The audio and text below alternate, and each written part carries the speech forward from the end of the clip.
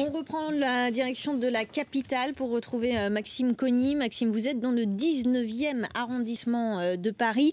Est-ce que les électeurs sont au rendez-vous ? Ils sont au rendez-vous. Alors, juste depuis 1 minute, il n'y a plus personne. Il y avait la file d'attente.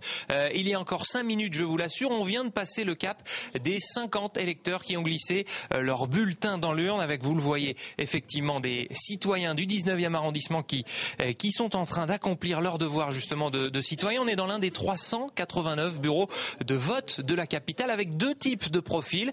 D'abord ceux qui sont des lève-tôt et qui veulent tout simplement éviter les bouchons des lecteurs dans ce bureau de vote à partir de la mi-journée, puis ceux, on en a croisé, qui viennent voter avant de partir en week-end. On a croisé Sylvie tout à l'heure qui est venue avec ses valises, qui devait ensuite rejoindre l'aéroport de Roissy pour quitter Paris. Et puis on en croise aussi certains qui sont un petit peu perdus. Pourquoi ? Parce que dans le 19e arrondissement, eh bien, le bureau de vote principal, habituel, est un lycée qui est en travaux actuellement. Et il y a eu un nouveau dispatch de ces bureaux de vote. Certains sont un petit peu perdus, mais vont quand même pouvoir voter aujourd'hui. On attend 1200 électeurs dans ce bureau de vote qui se trouve non loin des Buttes-Chaumont. Le soleil a l'air d'être de la partie. Ça n'empêchera pas ces électeurs de prendre quand même 5 minutes pour venir voter. Maxime Cogny avec Sébastien Savoie, vous êtes ce matin donc aux côtés des Parisiens qui votent. On rappelle que plus de 44 millions de Français votent pour ce premier tour.